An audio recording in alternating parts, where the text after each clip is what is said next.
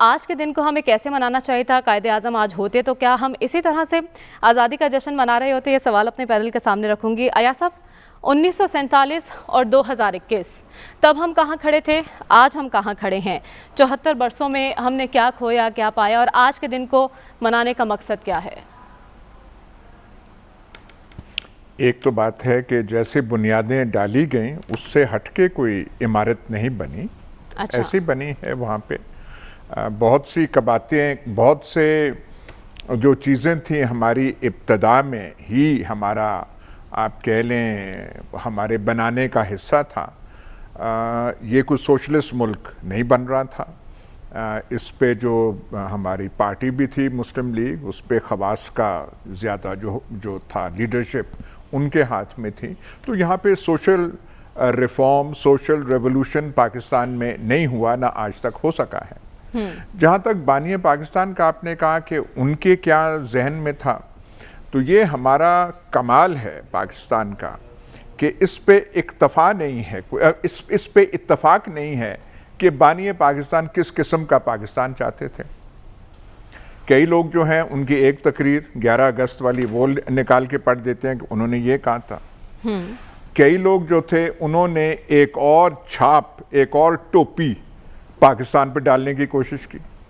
ان میں سر فہرست ایسے لوگ تھے جو آئے ہندوستان سے، بھائی دارالحرب وہ تھا، وہاں رہتے، لیکن یہاں آ کے ہمیں مسلمان دوبارہ بنانے کے چکر میں چڑھ گئے اور یہاں پہ منصورے انہوں نے آباد کی۔ وہ وہاں ہندوستان سے آئے تھے اور انہوں نے ایک اپنی تشریح پاکستان کی ڈال دی۔ بنانا آئین تھا، آئین ہم سے بن نہ سکا جلدی میں، اور ہم نے کہا جی قرارداد مقاصد ہونا چاہیے۔ مقاصد کیا تھے پاکستان کے؟ واہ بھائی، آپ معمار ہیں، آپ کچھ بنانے کی کوشش کریں، مقاصد کیا بیان کر رہے ہیں؟ اس پہ ایک اور بحث چھڑ گئی، اور تو وہ جو بحث قرارداد مقاصد کے وقت جو چھڑی، اور جو لوگ ہندوستان سے آئے تھے، میں وہ سارے مہاجرین کی بات نہیں کر رہا، میں اس مکتبہ فکر کی بات کر رہا ہوں جنہوں نے یہاں پہ منصورے آباد کیے، انہوں نے ایک اور تشریح ایسی دی جو بالکل بانی پاکستان کے افکار کے ساتھ کوئی جوڑ ہی نہیں تھا۔ پاکستان کی جدوجہد میں ان کا کوئی کنٹریبیوشن نہیں تھا، کوئی حصہ نہیں تھا، لیکن ٹھیکیداران قوم وہ بن گئے، اور ہم سے پھر بہت ساری کوتاہیاں ہوئی، بنگالیوں کو ہم ساتھ رکھ نہ سکے۔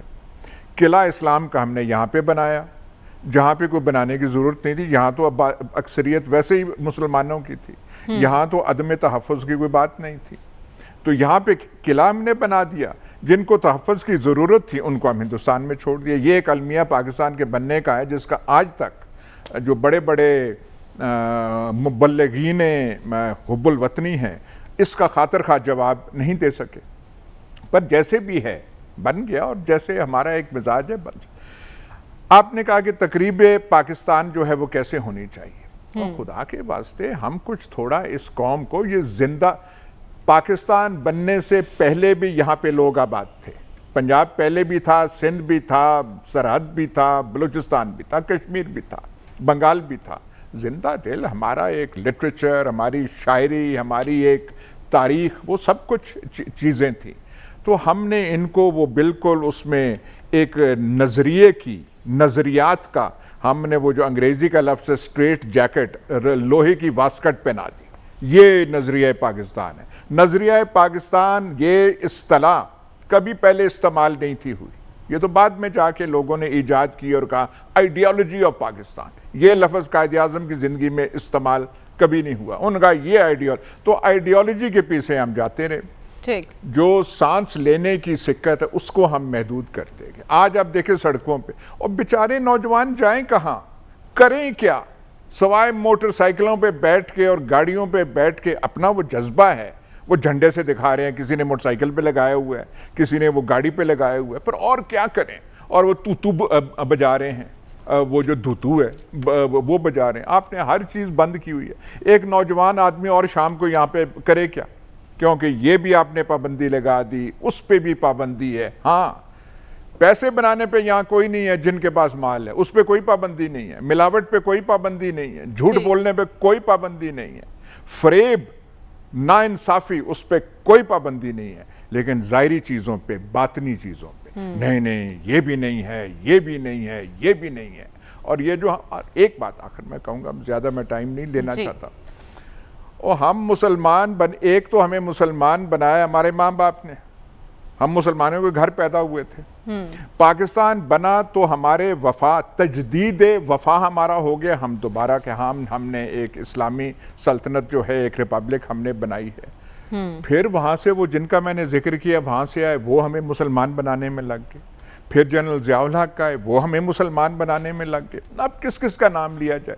ये जिन्होंने हाल ही में वहाँ पे फ्रांस पे तकरीबन ऐलान जंग करने की कोशिश की थी, वो हमें मुसलमान बना रहे। जो चढ़ता है, हम बेचारे गुनाहगारों को दोबारा मुसलमान बना। मुल्क ठीक नहीं चला रहे, मुल्क नहीं हो रहा, तालीम, सेहत, फलाना, उस पर कोई नहीं है। हम जो हैं बेचारे, क्या हमें करना है? जो बना रहे हैं माल, उनका हर चीज़ वारे न्यारे हैं, लेकिन हमें दोबारा तहबारा 4 दफ़ा फिर मुसलमान बनाया जा रहा है। तो बेचारी कौम ये हड़बूंग ना मचाए। जिस कौम को हमने ये नहीं सिखाया कि लाउड स्पीकर का इस्तेमाल कैसे करना चाहिए, एटम बम हमने बना लिया, लाउड स्पीकर का इस्तेमाल कैसे करना चाहिए वो कौम को सिखाया नहीं गया। तो उसने फिर यही करना है, जश्न का इजहार, अपने जज्बात का इजहार वही करना है जो आप सड़कों पे आज देख सकते हैं।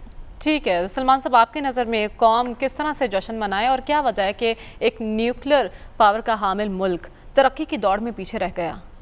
देखिए मरियम, ये जो आज़ादी का लफ्ज़ है, ये बज़ाहिर सिर्फ 5 अल्फाज पे मबनी है।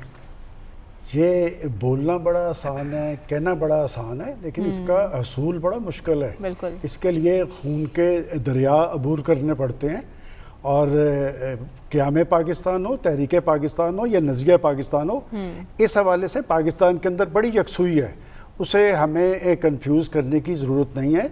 और वो जो 11 अगस्त की तकरीर कायद-ए-आज़म की, मैं समझता हूँ कि जब हम मैसाके मदीना की बात करते हैं तो सब कुछ उसमें मौजूद है। और अगर कायद-ए-आज़म की जितना मैंने पढ़ा है और जितना सुना है, आज तक उन्होंने कभी भी सेकुलर का लफ्ज़ इस्तेमाल नहीं किया। और कायद-ए-आज़म मोहम्मद अली जिन्ना ने ये एक स्ट्रगल के नतीजे में, जमहूरी स्ट्रगल के नतीजे में ये ममलकत वजूद में आई थी। और आपने कहा कि इसके तकाज़े क्या है? तकाज़े भी यही है कि हमें पाकिस्तान जिस बुनियाद पर वजूद में आया है, उस मुल्क के अंदर जमहूरियत को स्ट्रॉन्ग करना चाहिए, जमहूरियत के हवाले से यकसुई होनी चाहिए। और वो शख्स जो ख़ुद को ये कहता था कि आइन और कानून की बालादस्ती और उन्होंने कायम करके दिखाई है। हमारे यहाँ हम कहते सारे हैं कि आइन और कानून की बालादस्ती, लेकिन पाकिस्तान के अंदर बहुत सारे तबकात हैं जो कानून से बालादस्त हैं।